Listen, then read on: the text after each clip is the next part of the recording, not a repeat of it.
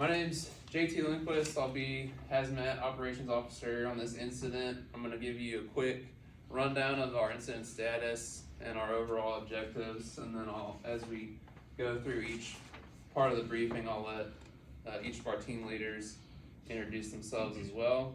So what we have going on here is at this big box store that we're outside of right now, downtown area.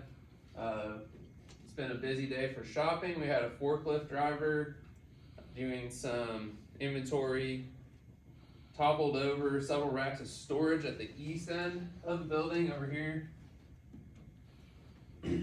So this is inside the structure. In the area, we had a lot of different types of materials, containers including multiple 55-gallon plastic and metal drums, multiple pallets of 55 or 50-pound paper bags, and multiple cases of consumer-sized packaging of various materials. We don't know exactly which one's which or where everything's at, but we know for sure that we have involved nitromethane, ammonium nitrate, propylene glycol, 3% ammonia solution, and ether. So this, again, this occurred at the east end of the facility. The busiest part of the store was the west end. They're having a sale on garden products, so there's a bunch of people over there. The store manager has been trying to downplay the situation and tell people that there's no need to evacuate. We've taken control of the situation. We're attempting to evacuate the building as we speak. We did have the forklift driver who denied any direct contact with the product, but is experiencing symptoms including itching of the skin. We've moved him out and we are beginning emergency decon on him right now. So your overall objectives here is life safety. We want to confirm evacuation of the structure. We want to recon, determine the nature and size of the spill, try to stabilize the incident, and if we need to intervene to prevent any reactions between the materials, which we'll get into with Chad, mitigate spill products as we need to. So we will be operating in offensive mode here, and I'll let Chad, our science officer, get through some stuff with you here.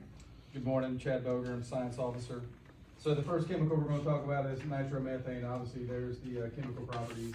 We have a 155-gallon drum of nitromethane, and it is a colorless, oily liquid with a disagreeable odor.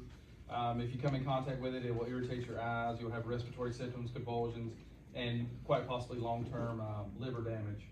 The second chemical is ammonium nitrate. It will be kind of a white prill, or like a ball. That's kind of how it will present itself. If you come in contact with that, it'll be redness, itching, and pain with eye contact.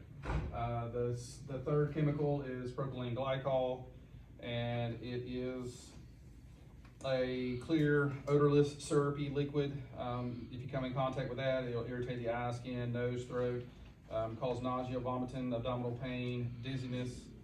And the fourth chemical is 3% ammonia. It is a colorless gas with a pungent odor. It can irritate your eyes, nose, throat, cause dyspnea, wheezing, chest pain, pulmonary edema, frothy sputum, and burn on the skin. The fourth chemical is ether. It is a colorless liquid with a pungent, sweet odor. It can irritate your eyes, skin, upper respiratory, cause dizziness, drowsiness, headache, euphoria, nausea, vomiting. And the biggest issue that we think is the ammonium nitrate and ether have mixed. That creates an exothermic reaction at ambient temperatures and may cause pressurization or explode.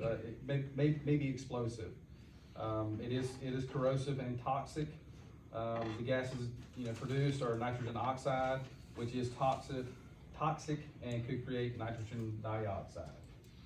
So that's it for the medical. Next will be Mr. Gerard. Oh, okay. Gerard Hawkins, entry team leader. So we're gonna have two entry teams. First entry team is gonna be search. So search entry is what we're gonna call it. So first thing they're gonna do is conduct a primary search. Make sure everybody is out of the box store. Bathrooms, employee areas, make sure everybody is out and nobody's sheltering in place or trying to stay back. When you guys do go in there, I want you to we'll have a diagram of the store. Get with your RIT teams and make sure that you're gonna follow a specific plan. That way they know where you're gonna be as well, or what route you're taking. Entry team 2, which is recon, is what we're gonna call it, recon entry. First thing is you're gonna eliminate all the ignition sources, the forklift. You're gonna identify what chemicals are involved, which drums are spilling, how many drums are involved, determine the approximate size of the spill, and then if you can easily upright those drums to stop the leak, let's do that. And then also to remove the pallets with ammonium nitrate on there. We talked to a worker, there should be some pellet jacks right nearby those pallets. So being able to utilize those. So entry team 2 will have 2 people, RIT team. Search entry will have 2 people with them. Search RIT will be in line of sight. It's a 100,000 square foot building. So we wanna make sure that everybody is accounted for. Entry team, or recon entry is gonna have 3 personnel, and then they'll have a recon RIT as far as line of sight too. Let's see, all RIT teams will maintain line of sight. We're expecting a 2.5 minute walk in, 2.5 minute walk out, so 5 minutes to get in and out, and about 20 to 30 minute working time in there. And you will, recon entry will take an uncharged hose line in there. Once they get to that area, they'll charge it. And yeah, that's it for navigation.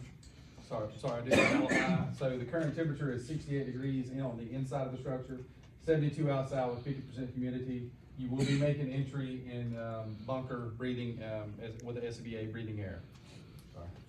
Sorry.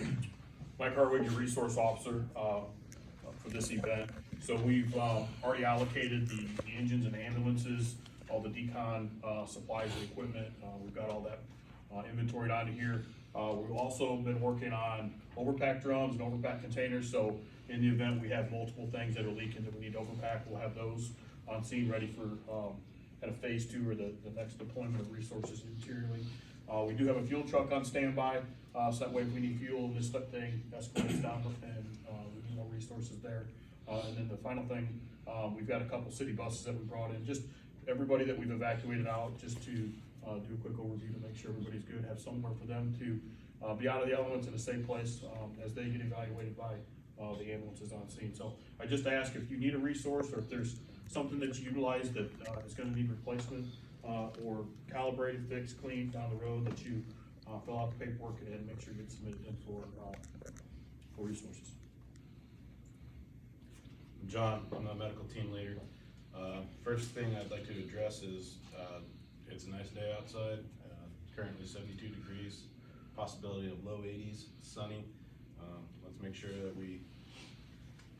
the entry teams, once they come out, we're going through decon and we're hydrating and we're posting up in the shade, save your energy. We are currently evacuating people from the structure. They're gathering on buses to the east of the building. What we're gonna do is we're going to monitor them as they enter the bus, ask them if they have any signs and symptoms of exposure. After about 25-30 minutes, if everybody on the bus is feeling okay, we'll start to release these people. They can leave the scene. All entry teams, we need to get vital signs pre and post during this exercise. If you experience any symptoms of exposure, best way that we treat that is soap and water on your skin. We'll support airway if you do have any irritation of your airway. And if you're having more than minor symptoms, then we're probably gonna have to get you transported to the hospital for higher level of care.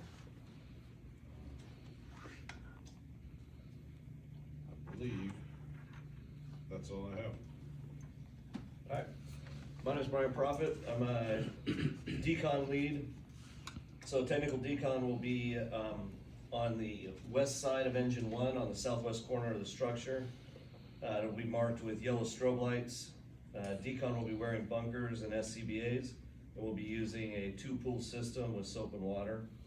Emergency decon will be located actually on the east side of engine 1, and they will be doing setup for gross decon with soap and water, and they'll be marked with red strobes. We also have engine 7 up on the northeast corner of the structure. They've got a booster line out just for emergency decon. If we have any issues, anybody, or we find anybody that's having, they can't make it to the technical decon or emergency decon on the southern side of the structure. The chemicals we're dealing with, we've already talked about a little bit: ammonium nitrate, propylene glycol, ether, 3% ammonia and nitromethane. Most of them are liquids with one solid. Sounds like the ether drum is leaking and mixing with some of the ammonium nitrate. Big concerns are flammable products and reaction byproducts, so we're going to be testing after each decon with the 4-gas LEL and pH paper. Please remind entry as they leave and come to the decon, place their tools in the tool bins at the front of it, technical decon, and also ask them if they've had any position or location on their bunker gear that's came in contact with any chemicals. If they can point it out, we'll give extra attention to that on decon. And then we'll have scrubs at the end of decon that they can change out. Hi, I'm Eric, safety. I just want to remind everybody to remain safe, focus, focus at the task at hand. Try not to slip and fall going down range. When you're working near product, try not to walk through it or anything, because it can be reactive with the ammonium nitrate and the ether. Some very dangerous stuff. So while working in that condition, try to be mindful. Also, while you're wearing your SCBAs, your profile is pretty wide, so try not to bump into any shells, watch your steps, so you don't knock over more product and cause a bigger issue than what it already is. Make sure the entry team, back up, make sure you guys go to your vitals. If your blood pressure is high, 140 over 90, then it's a no-go for you. Sit it out, and we'll go from there. If you were to get any chemicals on you, or experience any signs or symptoms, radio in, let's get you out, get your decon, and get that taken care of. That's pretty much what I have. And then, real quick, guys, too, comms plan, entry teams, okay? Command is gonna be on TAC 1, Ops is gonna be on TAC 2, and all entry teams are gonna be on TAC 3, okay? I'll be monitoring the command channels and all that good stuff as the entry team leader. Everybody else will just stay on TAC 3. So, prior to going downrange, entry teams, I want you to do radio check with me, with each other, make sure everything's working properly. What you're gonna take down with you as far as monitors, we're gonna have a 4-gas, you're gonna have a temp gun, and a PID. So for the thermal imager, or the temp gun, what we're wanting to do is make sure there's not an exothermic reaction going on. So you see a significant temperature change within the liquid and the ammonium nitrate. We want that as a trigger point. Okay, I need to know that right away, what temperature it is and all that good stuff. For the PID, what we're going to be monitoring for is ether, because that's the most flammable. Is what's going to cause. That's going to light first if anything does ignite. So, on your PID, your correction factor for ethyl ether is 1.1. So 500 parts per million. I want to be notified.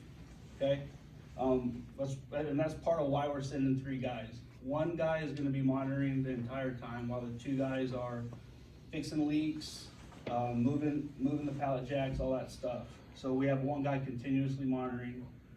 So at 500 parts per million, notify me. 3,200 parts per million is going to be 10% of the LEL. So at that time, I want an all stop. Give me a par. status update, where you're at in relation to what we needed done. If you just started or we still need to upright a few things or we haven't moved anything, let me know where you're at. So if you're almost done, we can go ahead and get that finished up and then get out. At 19,000 parts per million, that's 100% of the LEL. At that point, I want you guys to transmit a Mayday, Mayday, Mayday, Mayday.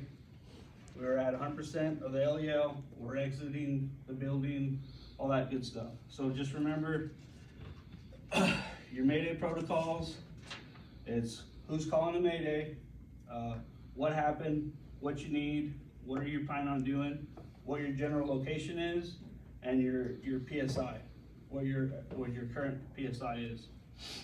So again, rescue, big box store, 100,000 square foot. RIT, each team is gonna have a sked, spare bottle, and some webbing. And again, transmit those Maydays. Thank you, team leaders. I do want to be clear as we close here that we have established the exterior wall of the building as our hot zone. So everything within the building and the garden center as well is going to be considered hot zone. We have a warm zone, which is going to be 100 foot around the building with our decon, emergency decon, clearly marked on the southeast corner. And one more safety note.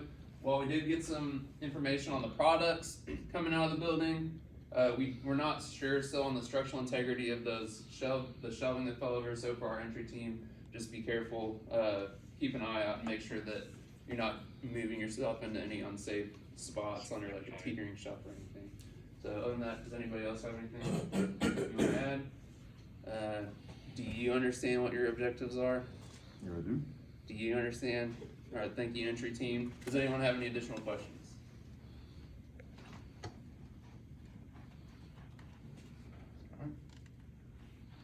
Thank you, gentlemen. I'll give you 15. How much time?